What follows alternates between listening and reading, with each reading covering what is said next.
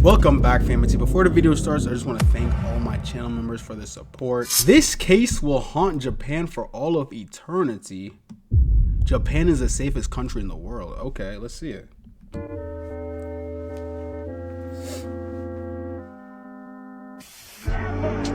I agree, this case is absolutely horrible. In fact, it'd be hard to find worse, but this does not really represent the entirety of Japan. Okay. This video first starts off light and happy with things people commonly say about Japan. Japan's the safest country in the world. Everyone in Japan is super polite. I wish I could live there. Video then closes out with this black and white image in stark contrast to the beginning. This video is making reference to a very famous and extremely disturbing case that took place in Japan, the Junko Furuta case. This case happened in 1988, and it saw Junko get abducted by these 4 adolescents that for 40 days had their way with her, tortured her, and did a variety of other heinous acts. Junko lost her life, and her body was later discovered in a concrete-filled barrel.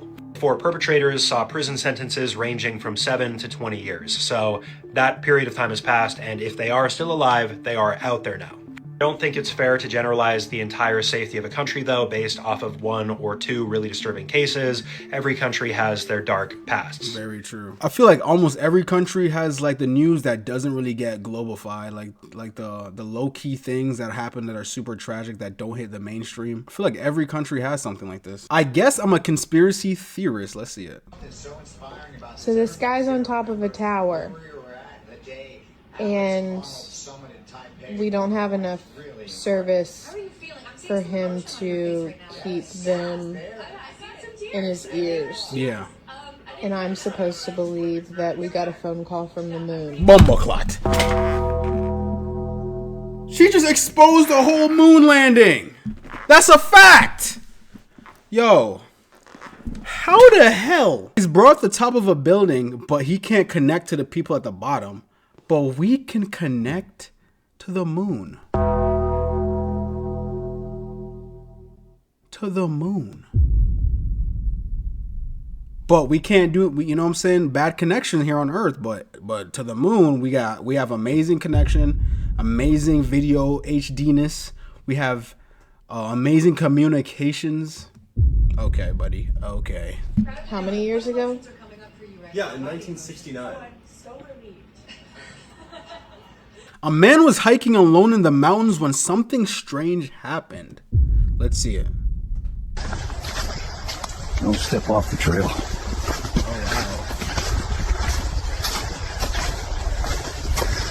wow. Oh. To be fair, that honestly might be an angel compared to like a demon. You brush your teeth twice a day because you think I protect you. Ha ha. But you swallow me every night. Fluoride, artificial dyes, foaming chemicals, fake flavor oils. Most of you don't even rinse me out. Your gums absorb things faster than your stomach ever could. So when chemicals sit in your mouth, they don't leave. You don't care though, right? Some toothpastes contain microplastics, tiny plastic particles grinding into your gums, becoming part of you forever. They say fluoride protects your teeth, but it builds up in your bones and never fully leaves your body either. Fluoride calcifies tissue in your brain, the same brain you use to question things. Maybe that's the point. Your mouth isn't supposed to be sterile. You're frying your natural bacteria twice a day. No wonder your gums bleed. Dentist approved, clinically proven, safe for daily use. Same companies that sold you lead paint and asbestos. Seems legit. If it's so safe, why does it glow like radioactive slime? Wow. What else does it do in the dark? You don't brush your teeth, I brush you!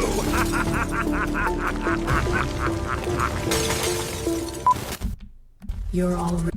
Yeah, chat, if you guys didn't know, they apparently said that fluoride is really bad for your brain. And I mean, according to this reel too, they said that it's also bad for your bones. I didn't know that one, but you know what I'm saying? It's kind of crazy how, like, yes, you know what I'm saying, you clean your teeth and like it makes your teeth very healthy, but it also damages your brain. Kind of a double whammy if you ask me. This chat. History was just made on live television. Let's see it.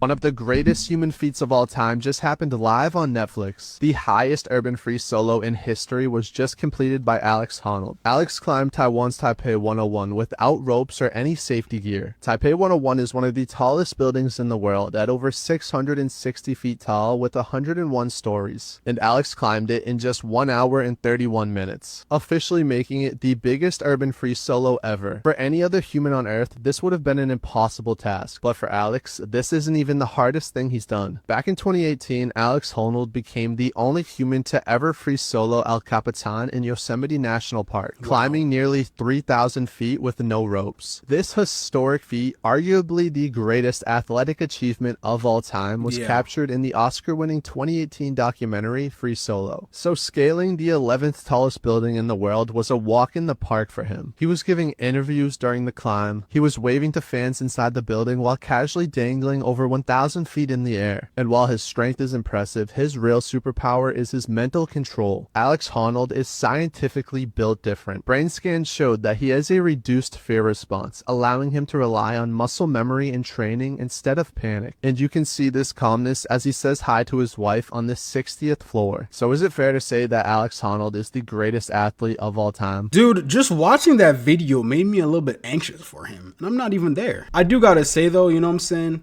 This kind of proves how mentality and how your mental focus and mental power overcomes anything in reality, if I'm being honest. Because in my opinion, if he was in a panicked or feared state, he would 100% fell. But he was calm, he was relaxed, and I feel like the mechanism of fear in humans and panic is kind of a weird one because it doesn't really benefit you in any way, shape, or form.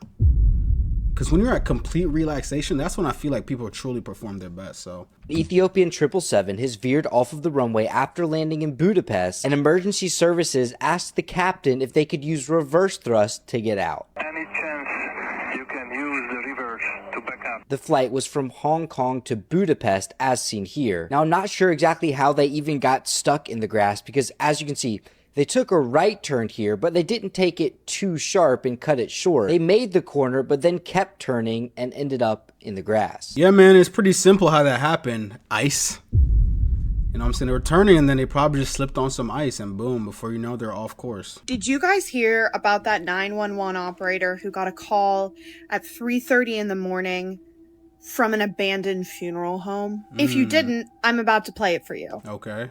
But please keep in mind, this is a funeral home where nobody is currently working. Cops drive by it later to see if anybody was there. It's abandoned, the lights are out, nobody's working.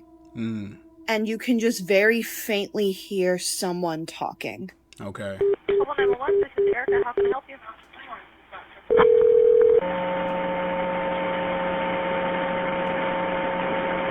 Hello? Hello?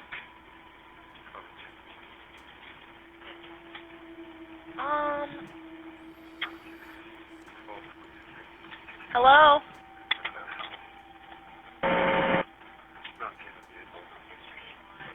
Mr. Beast exposes how they're creating lab-grown meat. Subscribe. I'm guessing that's supposed to say. Okay, Mr. Beast, let's see it. Yeah, y'all might as well stop eating all types of meat now because Mr. Beast just exposed this company, Upside Foods, that they've been producing genetically modified chickens since 2018. Wow. They said it took 220 million chickens to feed Americans per year, but now they just create them in the lab, y'all. This is crazy. Brings us to Upside Foods that has literally produced hundreds of thousands of pounds of chicken meat without killing a single chicken, which is incredible because over 220 million chickens are killed every single day in order to sustain demands for their meat. And Upside Foods has spent over $200 million in research and development in order to create this technology. Let me show you how we do it. Please do. I don't understand. When we took cells from a chicken egg in 2018, we cracked an egg, we took a small amount of cells, and we froze them in this that goes down to -80. Wow. And you've used those cells to make hundreds of thousands of pounds of chicken meat. Step 2 is we take those cells, we gently thaw them out. Oh my gosh, this is simulating a chicken's body, and the cells are just multiplying. Once we get enough of them, we move on to step 3. This is protein, fat, sugar. I'm literally feeding the chicken cells over there so they can multiply into chicken meat. That's right, yes. And once the chicken feed is in the container, it moves all the way through these pipes and through the factory, and eventually ends up in here. You can look through this. You'll see chicken cells just swimming and swimming in there. Oh my goodness. It's a lot of chicken. Every 2 seconds, this produces a chicken's worth of chicken meat. Yeah, every few seconds. And saving chicken lives is not the only upside to upside foods. These chickens don't get diseases, so you don't have to worry about a disease spreading on the farm and then you eating a sick chicken. Honestly, it seems too good to be true. Well, let's go and try it. Please, I need to try it. I need to see how this tastes. Now we're gonna put the meat we just grew to the test. Come on in. I brought one of the best chefs I know, Nick DiGiovanni, and he's prepared for us 2 chicken sandwiches. One of these sandwiches, a chicken was killed today to make. The other, no chickens were killed. It was grown in a lab. Which do you think we'll like better? I think if I cook it right, you won't be able to tell. Okay, this is gonna be a good test. That's what I think too. He's now giving me one of these chicken sandwiches. So we're both trying this one. Here's what it actually is. Me and Drake do not know. Cheers. Cheers it. Here we go. Well, chicken. Chicken. Now we're gonna try this one. This is what it is. We don't know. Cheers it. I honestly can't tell. It's actually scary how similar they. I mean, they're both chicken. No matter what, both of them taste really good. This one's the cultivated one. You're wrong. No shot. That's the cultivated one. I honestly can't tell the difference. And then to have the audacity to make the logo of the company a heart. And the crazy thing is, this is only one company. Movies has been exposing for years that they've been feeding us different stuff. I don't know about y'all, man, but we shouldn't be eating from these people. Upside down foods, you get a thumbs down. Let me know what you guys think about this video. Let's get it, y'all. Peace out. Yeah, that is crazy, but I didn't even know we kill 200 million chickens a day. That's a lot, dude. That's a lot. But my thought is, chat, like, do y'all think out of all the years you lived, you never ate lab-grown meat before? In my opinion, if you ate from places like fast food restaurants, packaged meat, you know what I'm saying? One of the biggest examples that we've looked at in our previous videos is Campbell's Chicken Soup, how the CEO said that, you know what I'm saying, their chicken was made in a lab. So if you ever ate Campbell's, you know what I'm saying, that's that right there for you. But do y'all think that for the last, you know what I'm saying, amount of years that you've lived, that you've ever ate lab-grown meat? Because you probably have and just wouldn't even know it. Just wouldn't even know it. If you drink Campbell's soup, you definitely have. All right, chat. So she's, which is, I'm guessing how you pronounce that word because it might just be a Chinese word. She's right-hand man leaking info to the U.S. government. Damn, there's some moles in China's camp. What is going on, China? All right, chat, let's see the video. A pretty wild story. Xi Jinping's right-hand man, Zhang Youxia, just got accused of leaking top military information in the United States. This is all in a Wall Street Journal report today that just came out. According to the article, it looks like he leaked information about the country's nuclear weapons program and accepted bribes for official acts, including the promotion of an officer to defense minister. To put this into context, this would be like J.D. Vance leaking information to China. That's how significant this is. Now, as we saw earlier, this is not the first guy to be accused of something. You can see multiple people have been taken out recently. And here's a quick timeline. You can pause and review this right here. But the vice chairman, too, was removed last year. National Minister of Defense removed in 2023. Another one under investigation right now. This person removed in 2025. Xi Jinping cracking down on corruption inside of his government. But man, I hope they make a movie about this guy. It just sounds like a crazy story. I hope we get more details. Yeah, man, that is crazy. Like, imagine J.D. Vance going to China and being like, yo, this is what the U.S. is doing for nukes. That would be wild, dude. That is insane. Why you need to delete ChatGPT now? Damn. Why do we need to delete ChatGPT, bro? Let's see it.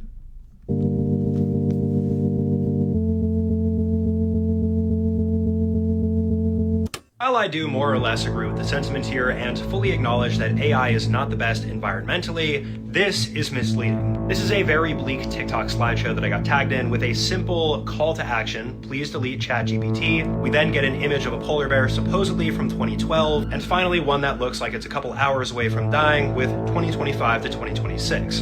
Now right away, this is incorrect. This photo was taken back in 2015 in Svalbard by a photographer. She then posted it to her Facebook and stated that this was the result of climate change. There of course was uproar about this photo, but here's the deal, that was also not proven. Sometimes polar bears get sick, sometimes they're injured, and they will eventually starve to death. I am not disputing the fact that AI does have a negative impact as of now, though, on the ecosystem, and that it certainly can have a hand in climate change and therefore killing polar bears. But I do think it's important to always be honest with these slideshows so people know that it's not BS and they will continue to trust information in the future. This 911 call still has no explanation. Maybe you guys could tell me why. Let me explain. A 911 dispatcher received a call from someone who sounded terrified, claiming that a person was knocking on the bedroom window.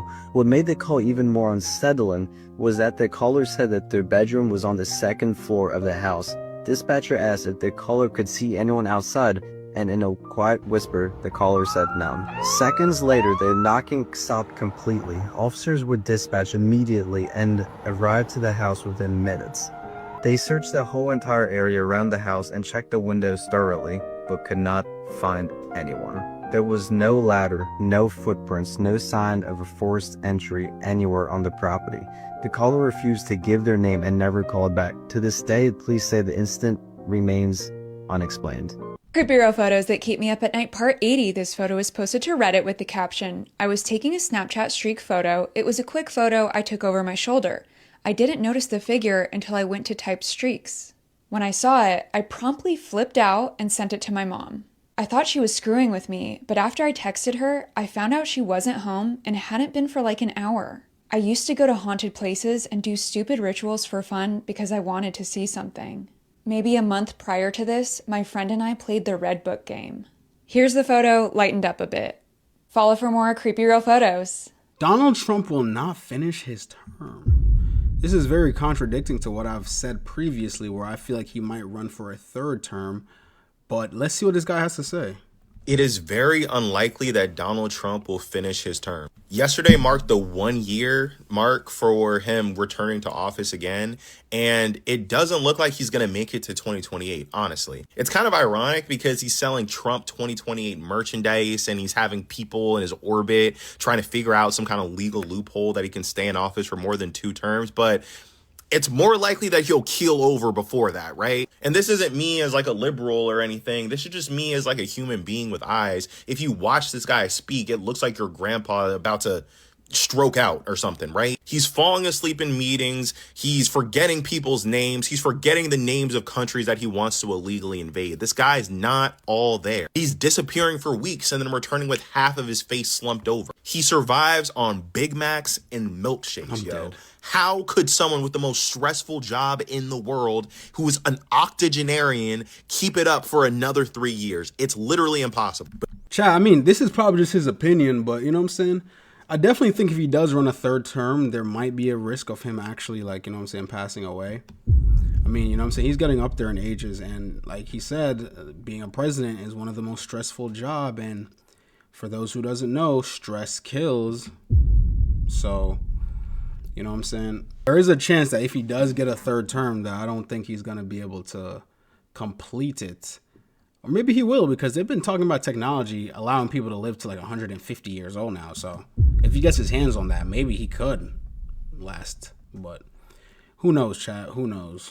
It's getting scary in the U.S. Yes, it is. It is getting scary. Okay, guys, things are getting pretty scary in Minneapolis right now, to the point where Trump is threatening to invoke the Insurrection Act and deploy the military, while Tim Walz, the state's governor, has activated the National Guard. So here's what's going on. As you would have heard by now, yesterday there was yet another fatal shooting of a U.S. citizen by an ICE agent, and the man has now been identified as registered nurse Alex Pretty, who also happened to be 37 years old, the same age as Renee Good, who was killed earlier this month. And very similar to that incident as well, federal officials are framing this as a defensive shooting, while state officials are suggesting this is straight up murder. And if you guys thought tensions were high before, you should see what is happening today. Hundreds of protesters have taken to the streets in freezing temperatures, clashing with federal agents, demanding ICE to leave Minneapolis now. One person was arrested after allegedly biting off the fingertip of a federal agent, and I mean off. They posted pictures and everything. There were even reports of demonstrators setting up barricades around city blocks. And that's particularly significant because a national security analyst spoke with News Nation, and they said that these barricades could be used as a legal predicate for Trump to invoke the Insurrection Act and deploy active duty military onto the streets of Minneapolis. And this is all while the local police have requested the assistance of Minnesota's National Guard to support the deputies in this growing unrest. So imagine a situation here where you have the National Guard, local police, ICE agents, and army troops all in the same city. There's even an Antifa member going viral right now on X calling for people to suit up, arm themselves, and he said that he is not talking about peaceful protests anymore. So yeah, a lot could unfold in the next few days. So as always, I'll keep you guys updated. It's crazy how we might enter World War III, but we also might have a civil war. Chat, if we end up having a World War III and then a civil war on top of that, the U.S. is cooked. The U.S. is cooked. In 1941, an old man began hearing weird noises in his home, but each time he went to go check them, he found nothing. He didn't believe much in the supernatural, so he plainly figured it was just the house settling. Unfortunately, he was very wrong. The strange incidents continued for 5 weeks until the old man, Philip Peters, found something standing at his fridge. It appeared to be an abnormally slender, tall man, and Peters panicked, swinging his cane at it. However, the intruder swung back, knocking him to the ground. He then continued to bludgeon Peters until it was clear he was no longer alive. He was discovered later that day, but the police found no signs of forced entry, and even noted that all the windows and doors were still locked. They did find a small trapdoor in the ceiling of a closet, but determined that it was physically impossible for anyone to enter it. Therefore, they never checked inside. Philip Peters' wife returned to the house soon after his death and hired a housekeeper to help her out. But once again, strange incidents kept occurring. They soon became convinced that the home was haunted, which led to the housekeeper's resignation and the widow's moving away. But even after the house was vacated, the neighbors still noticed apparitions in the windows and lights flickering on in the middle of the night. After they knocked, nobody would answer. After receiving so many calls about this house, the Denver police decided to station 2 officers outside to keep an eye on it, and late one night, they finally spotted the figure themselves. They ran inside and immediately heard a door handle move on the 2nd floor. They bolted after the sound and made it just in time to spot a pair of legs climbing up into the closet trap door. They reached inside, caught the man by his legs, and yanked him back out. The man's name was Theodore Coneys, and he'd come to be known as the Denver Spider-Man. He confessed to the murder of Philip Peters and admitted to living in the attic for roughly 9 months. Crazy. That Disney once built a ride that was so terrifying that they literally had to stop running it. Welcome back to Secrets of the Kingdom, where we dive into Disney's lore, forgotten history, and crazy urban legends. So before Stitch moved into Tomorrowland, there was an attraction there that was so scary, it felt like it belonged more in Horror Nights than it did in any Disney park. Yeah. And that attraction was called the Extraterrestrial Alien Encounter, a sensory thriller from Disney and George Lucas. So during this experience, you would get locked in your seat. As you can see, people that were in the audience had over-the-shoulder restraints like you would see in a roller coaster that goes upside down. Mm-hmm. And after you were locked into your seat, the lights went out and a huge alien escaped into the crowd. So you would hear it stalking around the room, breathing on your neck, and then a warm kind of like drool would start dripping onto your shoulders in the dark. And yes, this is at Magic Kingdom. You would even hear a maintenance worker get attacked above you. You'd hear glass shattering, bones crunching, and you cannot move at all in your seat as all of this is going on. So parents obviously flooded guest relations with complaints that the ride was traumatizing for their kids, and rightfully so. I thought Dinosaur was scary as a kid, but this is like Dinosaur on crack. And to combat this, Disney literally covered the entrance in warning signs to kind of like scare off nervous families. But between the backlash and the fact that Magic Kingdom is supposed to be the most kid-friendly out of all of the parks, Alien Encounter unfortunately did not survive. If you were around for this or went on this attraction at any point in your Disney travels, I would absolutely love to hear your story because this sounds crazy. So yeah, that's another little piece of fun Disney history for you. If you found this interesting, go ahead and hit that follow button and let us know in the comments. What would you like to see us dive into next?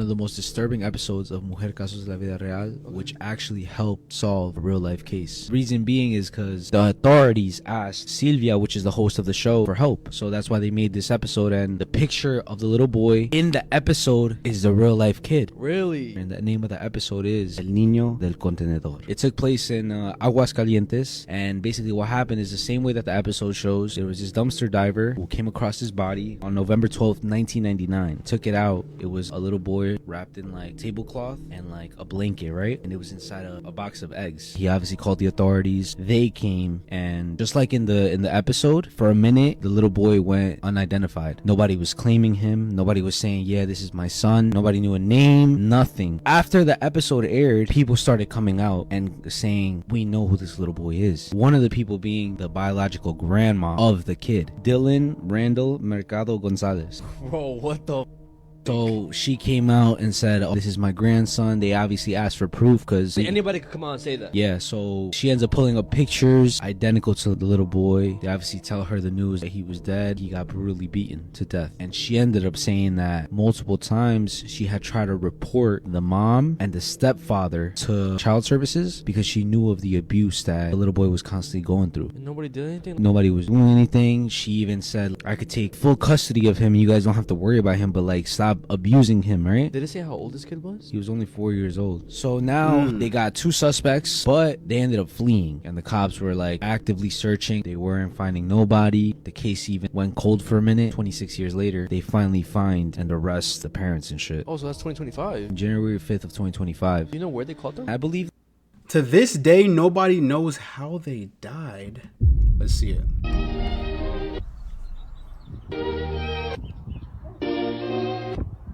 Every year, like clockwork, this case reinserts itself into the mainstream, and there's a very good reason for that. It's largely unsolved. This video that I got tagged in features a couple images of these 2 Dutch girls by the name of Chris Kremers and Lisanne Froon. And between the smiling photos, we get creepy photos taken from their camera during the last few days of their lives. This case took place back in 2014 when Chris and Lisanne decided to travel to Panama. During this trip, the women decided to go on El Pianista, a hiking trail, where they would subsequently go missing and not be found for months. Their backpack was eventually found 10 weeks after they went missing. The camera that Chris and Lisanne carried with them had multiple photos, including these very creepy ones taken in the dark when they were missing. Remains would then later be found as well, spread out, with their theorized cause of death being a fall from a cliff, but that was never really confirmed. To this day, nobody knows how they died. There are lots of very bizarre and disturbing theories out there. If you guys want to go down the rabbit hole, just set aside a lot of time because it's very in-depth. They have invented contacts that can now see things that the naked eye cannot see. Damn. Let's see it. What's that? Oh, they've invented contacts that can now see things that the naked eye can't see, as well as see in the dark? Tell me more. Yeah, what's happening is they're putting the contacts in and they're seeing weird creatures that they can't see with the naked eye, which is freaking them out, so they don't know if they want to release them yet until they can just only see in the dark. That's awesome. The testers of these contacts said that they saw creatures that looked dark and had glowing eyes, as well as long fingers. Okay. The testers said that they could actually see super well in the dark, but what was strange is they could close their eyes and still see through their eyelids, even in the dark. That's crazy. Many of them had to stop testing them because of the things they were seeing and how creeped out they got. One of them also said that one of these dark creatures leaped forward at them and went through their body, they said. I like that. So this is a photo that was taken over the weekend, I believe, at a vampire bar in New Orleans. If you guys are new here, I speak about vampires all the time.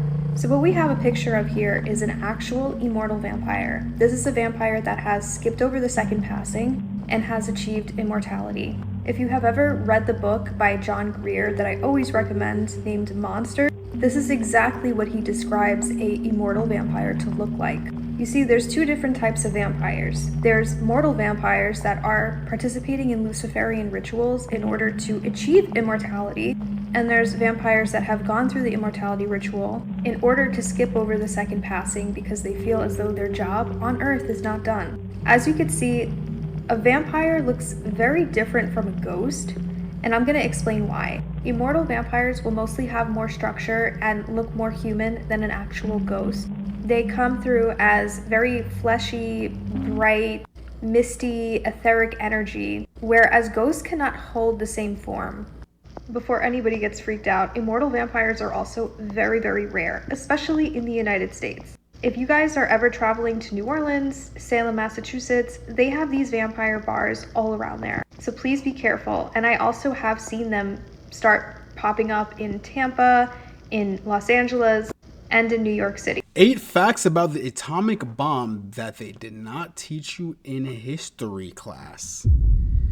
All right, let's see it. Here's 8 dark facts about the atomic blast that they didn't teach you in history class. Alright, number 1, the blast was so intense that it left these permanent human shadows where people were standing when they were vaporized. Yeah, so that's backtrack crazy. about a month, the US tested their first atomic blast in the desert of New Mexico on July 16, 1945, and it was called the Trinity test. That was successful, and then about a week later they hit up Japan and demanded them to surrender. Japan ended up ignoring the warning, and about 2 weeks later the US decided to take action. On August 6, 1945, the Enola Gay took off at around 7 a.m. heading towards Hiroshima, which was a city in Japan with about 350,000 people. And on board was the atomic you-know-what, and they nicknamed it Little Boy. Sirens go off around the city at 7 a.m., but there's no initial attack, so people just go back to normal. And then about an hour later, the Enola Gay makes it over the city. They spot their target, which is the Shima Surgical Clinic, which is in the center of the city, and then they drop it. It actually explodes about 1,600 feet above the ground. The blast was so intense it created heat over 10,000 degrees, which literally vaporized people where they were standing. And the reason these shadows exist is that's actually what it looked like before, where the people were standing, and then the rest was bleached by the heat. I found this one, but I'm not sure if it's actually real or an artist like rendition that's inspired by it. Definitely creepy if it's real. The whole city was basically on fire, and for those who were not vaporized or killed by the blast,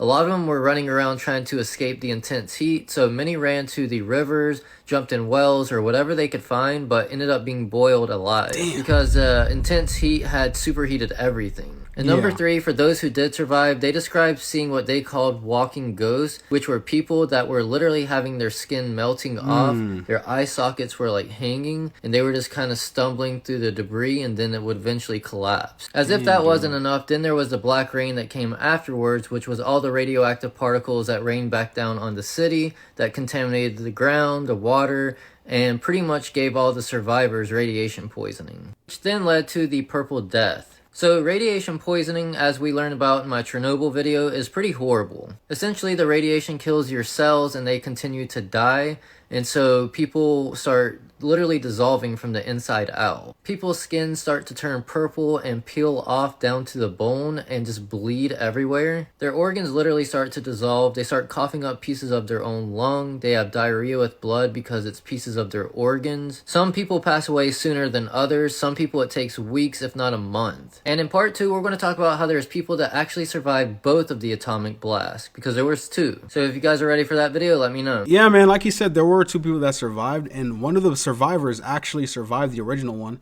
Went to, I'm pretty sure it was in Nagasaki or the other part of Japan that got bombed, and then got bombed again and survived. Insanity. But yeah, bro, atomic bombs, nuclear bombs, nothing to play with, dude. And the bombs and the nuclear bombs that we have today are way stronger than what we dropped in Nagasaki and Hiroshima. So, you know what I'm saying? If a nuke was supposed to go off today, it would be a lot worse than what happened in Japan. Let's just pray to God that none of us get to see anything like that and we all just have world peace. You know what I'm trying to say, chat?